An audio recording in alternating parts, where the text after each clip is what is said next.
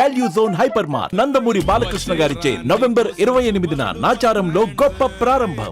నమస్తే, నేను Keshav. Welcome to Suman TV.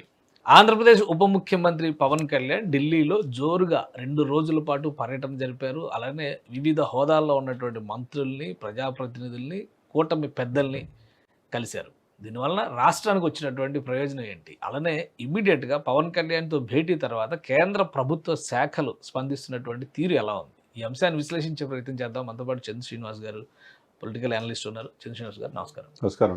Pawan Kalyan గారు లాస్ట్ టైం కూడా వెళ్ళారు, కానీ 1 డేలో టూర్ కంప్లీట్ అయిపోవడం, అలానే కూటమి మీటింగ్స్కి మాత్రమే అటెండ్ అవ్వడం. ఈసారి ప్యూర్లీ అఫీషియల్ టూర్ అన్నట్టుగా ఒక 2 రోజులు ప్రణాళిక ప్రకారం అందరినీ కలిశారు, వచ్చారు. రిజల్ట్ ఏంటి అంటే కొన్ని ఆల్రెడీ శాఖల నుంచి కొంత ఇన్ఫర్మేషన్ వస్తుంది. అసలు ఏంటి పవన్ కళ్యాణ్ గారు ఇచ్చినటువంటి రిప్రజెంటేషన్స్ కానీ, అక్కడి నుంచి వచ్చినటువంటి రెస్పాన్స్ కానీ ఏ విధంగా ఉంది? డెఫినెట్గా అండి. అంటే ఆయన ఈ పర్యటన 100% సక్సెస్ అయినట్టే.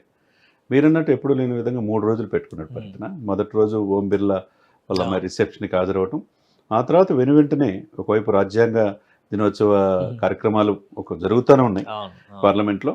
అదే సమయంలో అయినా కానీ ఆయనకి 7 మంత్రులు ఒకే రోజు కలిశారంటే మామూలు విషయం కాదు. 6 మంత్రులు ఆ రోజు కలవటం ప్రతి శాఖకి కూడా చాలా కీలకమైంది. ఏంటంటే నిర్మలా సీతారామన్ కలిస్తే ఆంధ్రప్రదేశ్ రావాల్సిన నిధుల గురించి మాట్లాడటం, లేకపోతే పంచాయతీరాజ్ కావాల్సింటే పంచాయతీరాజ్ సంబంధించిన, తర్వాత టూరిజం కావాలంటే టూరిజం 7 ప్రాజెక్టుల ప్రపోజలు, తర్వాత జలశక్తి కావాలంటే పోలవరం పూర్తి చేయడానికి, ఇట్లా మల్టిపుల్. దీంతోపాటు ప్రధానంగా ఆ రోజు సాయంత్రానికి ఉపరాష్ట్రపతి విందు సమావేశం. ఇవన్నీ కూడా ఎట్లుందంటే ఒక తెలుగు రాష్ట్రాలకి, దక్షిణ భారతదేశాల నుంచి ఎమర్జైన పార్టీలకి సరైన గౌరవం లభించిందంటే చాలా రోజుల తర్వాత. మీరు చెప్పింది సమైక్య రాష్ట్రంగా ఉన్నప్పుడు కొంత రెస్పెక్ట్ ఉండేది.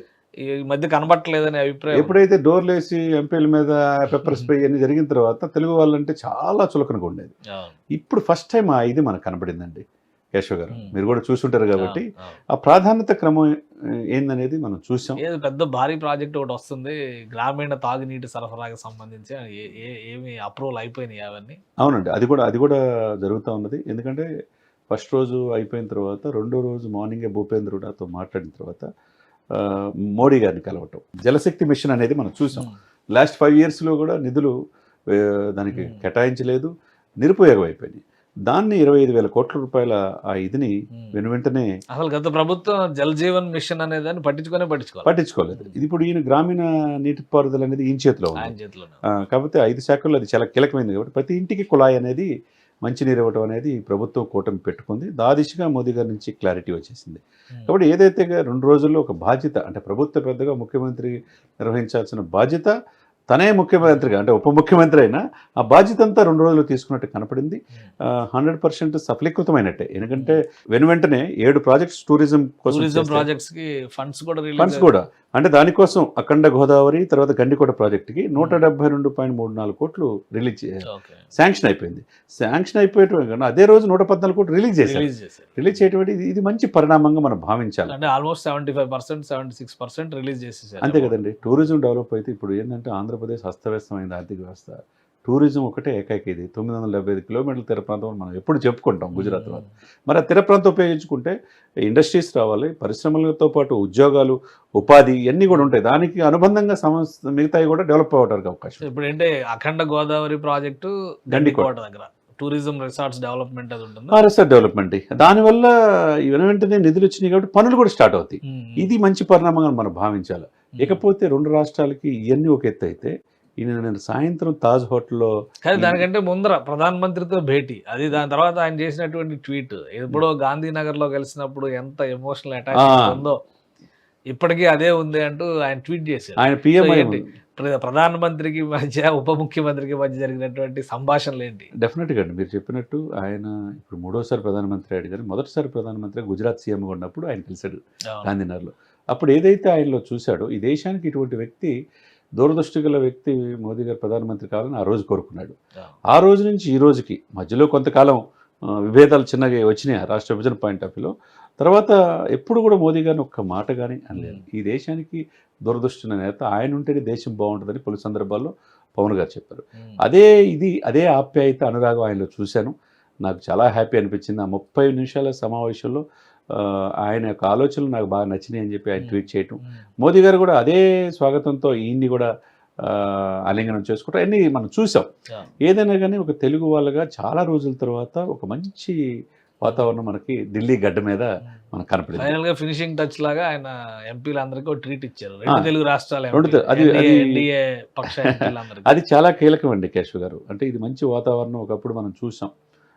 సహజంగా రేవంత్ రెడ్డి గారు ముఖ్యమంత్రి అయినప్పుడు ఆయన ఎంపీ కాబట్టి గతంలో మల్కాజ్గిరి ఒక వాతావరణం ఎంపీలంతా డిన్నర్ ఇచ్చారు. డిన్నర్ ఇచ్చినందుకు డిన్నర్ పోయినందుకు బాలశౌరి గారిని పక్కన పెట్టాడు.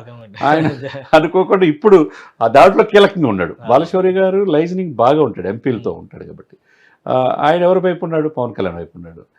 వీళ్ళిద్దరిని పక్కన పెట్టుకొని అన్ని శాఖలు తిరగటం. నిన్న సాయంత్రం జరిగిన దాంట్లో చూస్తే అండి కనులకు విందుగా, అంటే రాష్ట్రాలు విడిపోయినా మేమంతా ఒకటైన భావన అక్కడ కనపడింది. దాంట్లో అనురాగ్ ఠాగూర్ కూడా వచ్చారు, పురంధేశ్వరి గారు వచ్చారు, మంత్రులు ఆ మంత్రులు అందరూ కనపడ్డారు మనకి. పెమ్మసాని గారు వచ్చారు, వీటితో పాటు రామ్మోహన్ నాయుడు గారు వచ్చారు. ఎంతో ఆప్యాయతగా ఆలింగనం చేసుకున్న ఫోటోలు చూసాం. వీళ్ళతో పాటు తెలంగాణ నుంచి కూడా మనం చూస్తే కనుక కొండా విశ్వేశ్వరరెడ్డి గారు కావచ్చు, శబరి ఆంధ్రప్రదేశ్ నుంచి కావచ్చు, తర్వాత భరత్ విశాఖపట్నం నుంచి, తర్వాత హరీష్ మాధుర్ అమలాపురం నుంచి, వీళ్ళందరినీ చూస్తే చాలా రోజుల తర్వాత ఒక మంచి వాతావరణం అక్కడ కనపడింది. ఒక ఐక్యత వాతావరణం చూపించారు మొత్తం. ఐక్యత తెలుగు రాష్ట్రాలకు చెందినటువంటి ఎన్డీఏ ఎంపీలు ఈ ఐక్యతే కావాలి కదండి. ఈ ఉత్సాహంలో ఈ మధ్యలో తెలంగాణ ఎంపీలు కూడా సమావేశం మోదీ గారు పవన్ గారు కలిసిన తర్వాత ఇవన్నీ కూడా ఇండికేషన్ ఏమో జరుగుతుంటే మహారాష్ట్ర ఎలక్షన్ తర్వాత ఎన్డీఏ విజయోత్సవ ఆనందంలో ఉంది. ఇదే సమయంలో తెలంగాణలో కూడా పార్టీ ముందుకెళ్ళండి, వ్యతిరేకత వచ్చింది, దాన్ని క్యాష్ చేసుకుని ముందుకెళ్లాలనేది ఆయన ఇంటిచ్చినట్టుగా ఆయన ట్వీట్ చేయడం జరిగింది. ఏదైనా కానీ ఉభయ తెలుగు రాష్ట్రాలకి చాలా రోజుల తర్వాత కనులు విందుగా సముచిత గౌరవం 100% మనం గర్వపడాల్సిన ఇది. ఎప్పుడు కూడా అపాయింట్మెంట్ ఇంకా రాలేదని 1, 2, 3 రోజులు వెయిట్ చేసే పరిస్థితి నుంచి ఈరోజు వెనువెంటనే అందరూ కూడా అపాయింట్మెంట్ చేయటం, రాష్ట్ర నిధులు త్వరితగతిన విడుదల చేయటం, సాయంత్రం ఆహ్లాదకరంగా విందు ఏర్పాటు చేయటం, ఇవన్నీ కూడా దక్షిణ భారతదేశాలకి ముఖ్యంగా తెలుగు రాష్ట్రాలు. గత ముఖ్యమంత్రి హయాంలో ఇలా ఎప్పుడైనా భేటీలు కానీ లేదా మీటింగ్ల తర్వాత విశ్లేషణలు కానీ రిజల్ట్స్ కానీ కనపడ్డాయి? అసలు ఎందుకు కలిశారు, అసలు మీటింగ్ సారాంశం ఏందో కూడా ఎవరికి చెప్పలా. ఆయన వెళ్ళేవాడు, అక్కడ విజయసాయి రెడ్డి గారు ఒక వ్యక్తి కనపడేవాడు తప్పితే రాష్ట్రం నుంచి మంత్రులు ఎప్పుడు కూడా తీసుకెళ్ళాల. ఇప్పుడు అట్లా కాదు. గెలిచిన ఇద్దరు ఎంపీలని, ఇద్దరు నాకు ఏంటి దేశంలో నేనేది చూపిస్తాడు, ఇద్దరు ఎంపీలు పక్కన పెట్టుకున్నాడు. మిగతా 2 రాష్ట్రాల ఎంపీలతో విందు ఏర్పాటు చేశారు. ఈ దేశానికి నాయకత్వం ఇస్తే మోడీ గారిని కలిశారు, 7 సెంట్రల్ మినిస్టర్ని కలిశారంటే గత 5 సంవత్సరాలు మనం ఏనాడు చూడాల. రాష్ట్రం కోసం, రాష్ట్ర భవిష్యత్తు కోసం మాకు ఇది కావాలి, ఇది అడిగామనేది ఏ రోజు మనకు కనిపించలేదు కదా. ఎందుకంటే స్పెషల్ స్టేటస్ తీసుకొస్తాను 21 మంది నుంచి ఇంకా తిరిగి రాకముందరే నిధులు విడుదల జరిగింది అంటున్నారు. మరి అంతే కదండి.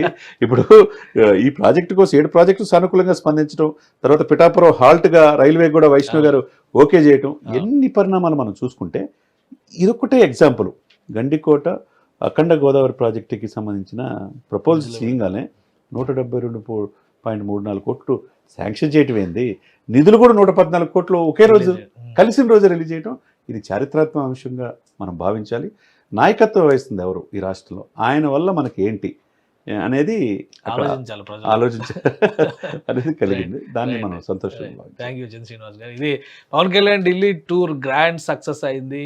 పార్టీ పరంగానే కాదు, ఆయన పొలిటికల్ అడ్మినిస్ట్రేషన్ పరంగా కూడా రాష్ట్రానికి మేలు చేసేటువంటి కొన్ని నిర్ణయాలు ఆయన ఢిల్లీ నుంచి ఇంకా బయలుదేరక ముందరే కేంద్ర ప్రభుత్వం నిధులు విడుదల చేసినటువంటి సంకేతం. అలానే రాష్ట్రం మొత్తానికి కూడా ముఖ్యంగా మారుమూల ప్రాంతాలకి తాగునీటి సరఫరా కోసం జల్ జీవన్ మిషన్కి ఒక అప్రూవల్ తీసుకొచ్చారు పవన్ కళ్యాణ్ గారు. 25,000 కోట్ల రూపాయలు విలువ చేసేటువంటి పనులు మొదలు పెట్టడానికి ఒక మార్గం సుగమమైంది. ఇక తెలుగు రాష్ట్రాల ఐక్యతను చాటే విధంగా ఎంపీలతో ఆయన నిర్వహించినటువంటి విందు, రాష్ట్రాల అవసరాలు, రాష్ట్ర అభివృద్ధి విషయంలో కేంద్రం ఆదుకోవాల్సినటువంటి అంశాలు, ఇవన్నీ కూడా మొదటిసారిగా చాలా రోజుల తర్వాత ఢిల్లీ వేదికగా తెలుగువారి సమైక్యతను చాటినట్టుగా ఉందని చంద్ర శ్రీనివాస్ గారు విశ్లేషిస్తున్నారు. ఇది స్పెషల్ డిస్కషన్. Keep watching.